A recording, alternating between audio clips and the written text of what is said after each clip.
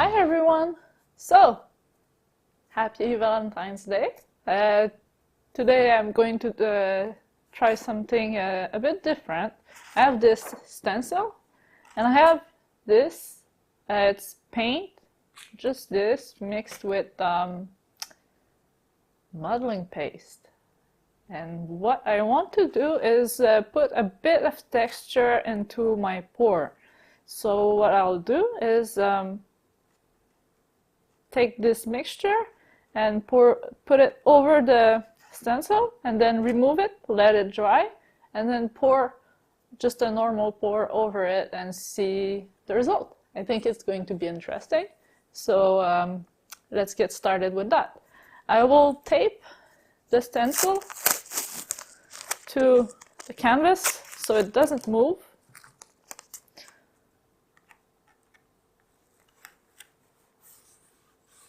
And I will tape it where there's no actual stencil spot. And I will also press it down. I'll have to be careful when I actually remove the stencil. So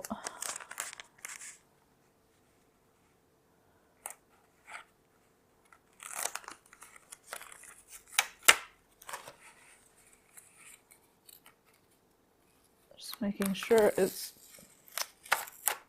I was on a hole. Again, what am I doing? There. Better.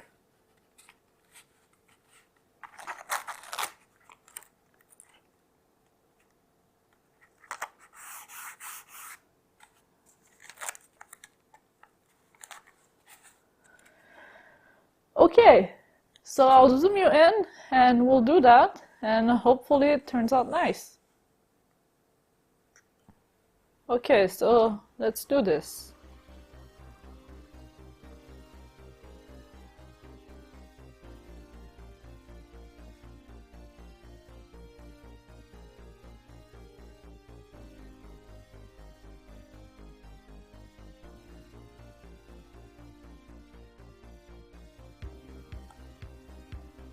Be careful on the edges so I don't put any outside of the stencil.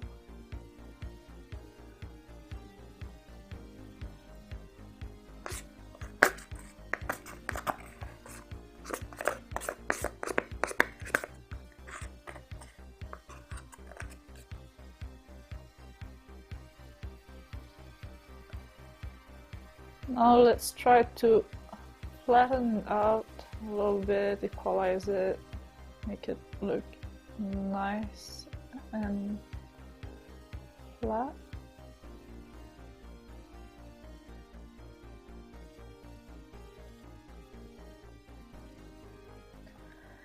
And I think that's about as flat as I'm going to get it. So now the tricky part is to remove it, but just lift it all at once, so only the shape remains. Here we go. And we have a heart. And it looks pretty cool. And it even has some spikes and stuff, so yeah, pretty happy about that. I think it will look nice. I think it will look nice, and I'll let it dry and then I'll pour over that. So see you in a bit. And we're back, and this is dry, and there's a bit of spikes in it, and I really like it. I think it's really cool. So now the challenge would be to cover the lines in between. If it goes over some spots, I'm okay with that too. We will see the texture under the paint, and if some of it sticks out, I'm also okay with this. This is why I put colors in the color in the paste, and I think it's going to be quite amazing, and I can't wait to see what will happen. So I have my top of the bottle here that I'm going to use, and I'm going to place it in the middle and place my paints in order of densities. I picked, like last Monday, Valentine's color, some magentas, red, pinks. I picked titanium white too, with zinc white. The reason to this is because the titanium white is opaque, and I wanted a bit of contrast. Even if it's probably going to mix a bit with the reds, it's okay. But the titanium white will remain like white and will show instead of the zinc white that will just cause effects, but we don't see it that much because it's a mixing white and it's completely, well, almost transparent. And it will sink too, so we don't really see it. So I picked titanium white for that color, for that reason, and we'll see what happens. So I mix my colors the usual way. For the inks and high flow acrylic, it's 1 part inks high flow acrylics to 10 part medium. For the heavy body, it's about 50-50 paint and medium, and then 20-25% water. And for the fluid acrylic, the zinc white, I put only paint and medium, about 30% paint to 70% medium, and that's it. So let's I'll zoom you in and we'll start this. Alright, so I'll put the colors from lighter to denser because I want the dense colors to be on top, and then sink into the light colors and cause cells that way. I also added water to the colors that I want to set up and be lighter in density because water is lighter in density. So start with the fluorescent pink.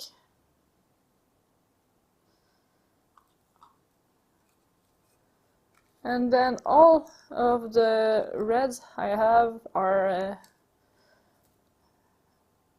some quinacridone pigments mixed with other quinacridone pigments, and so I'll start by the quinacridone magenta. The orders of the red shouldn't matter all that much.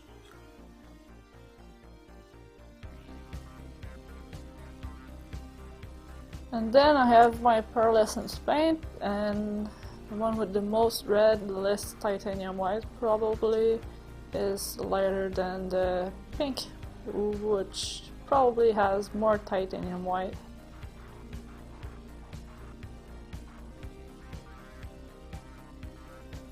And finally, titanium white itself.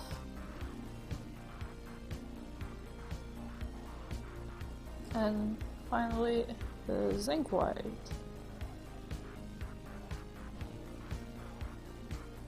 Same thing. Oops, went a bit overboard there. Put it all around. A bit in the middle, don't really care. It sinks right into it anyway. And so, let's lift this.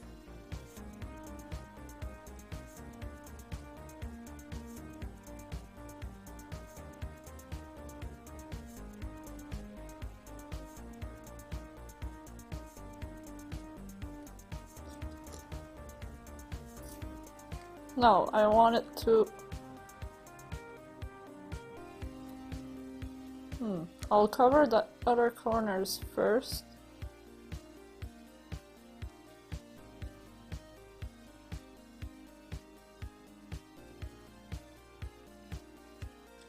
So then I can really push the paint through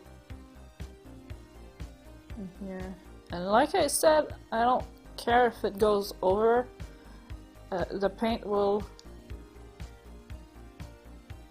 have some texture in it, and we'll see the bumps from under.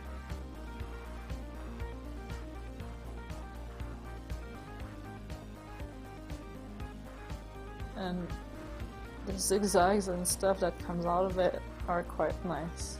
I like it. So I'll give you a time lapse in case it changes, and meanwhile I'll cover my sides.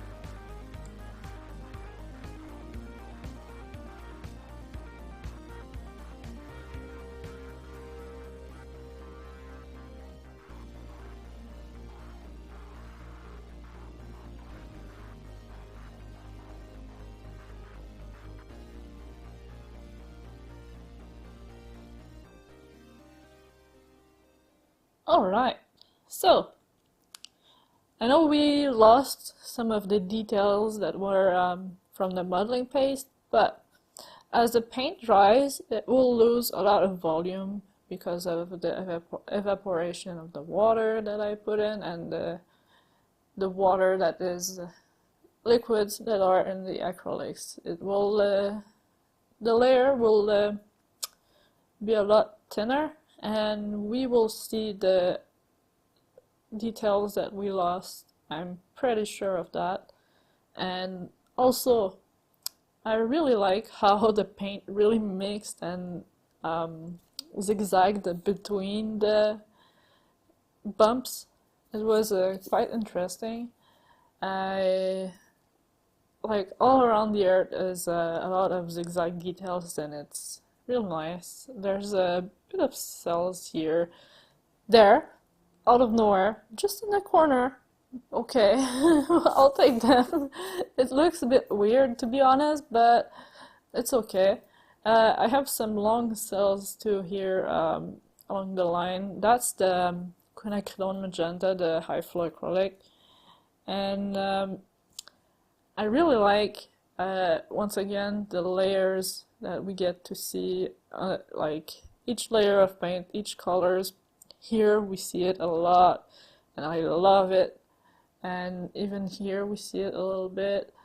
There are fluorescent and pearlescent paint in this. I think this is here the pearlescent pink, so I can't wait to see how it dries. So we see where the pearlescent paints ended up, and I think they're pretty much all over the place. Mica is a weird thing to work with, and yeah, mica is the pearlescent pigments they put in the ink, mixed with the colors to make it pearlescent. Honestly, I really love this. I can't wait to see it dry, to see the details again. Like the painting will really flatten and lose a lot of volume, so the little swirl and things that we're missing, but we still see that there's a heart, even wet, so that's something. It's a start. It was a try. I didn't really know what to expect. Next time what I can do is make a pour and then add the heart with modeling paste, and maybe even like swirl colors in the modeling paste and not mix it too much, so it looks a bit like a pour. Ideas. But yeah, I really like that there's a spike too in the modeling paste. It's a spiky heart. Like love is nice, but can also hurt. and I'm laughing at that. Yeah, okay. But yeah, really lovely painting, and I don't work very often with those colors, and I have to say I'm happy with the result. I think the fluorescent pink, we see it very well all around. When it will dry though, it will darken and become transparent, so we won't see it as much, and we'll have the surprise when we put it under a black light. But it seems to have stuck with a lot of the shapes here, so I think it's going to be interesting.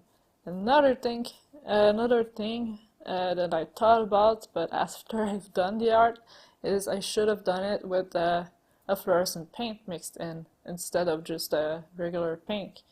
I think it would have been pretty amazing to see like the bumpy details come up with a fluorescent paint mixed in.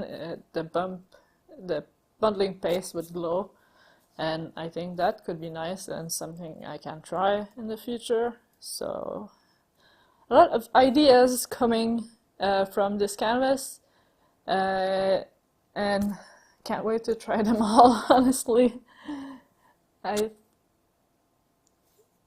Other than that, love the movement, love the layers, like I said. It's lovely. And those weird cells that happen, it's like aligned with the heart, so I guess it can work. We'll see how it dries, and then I guess we can make decisions on which side to hang it, and such things. So yeah, pretty happy with that. Alright, so nice painting overall, but the most important is it gave me a whole bunch of ideas that I will try with the modeling paste, the texture. I think it's going to be quite interesting. I can't wait to try those ideas. I can't wait for this one to dry so I can gauge how I can do it better, how I can improve it, what else can I do with this? I think we can do a lot, and I think I have to try this, definitely. And I love really the colors in this painting, but I want to try to make the modeling paste fluorescent and create a shape, and I think that could be really interesting in a painting. I think there's a whole lot of things to try. I can just even no texture, no nothing, just use it as a plain stencils and add details to a pour. The possibilities are infinite. And yeah, can't wait to see how it dries once again. Can't wait to put it under a black light once again. And on that note, thank you guys for watching. I hope you have a great day. Make sure to subscribe for more, and I will see you in the next video. Bye!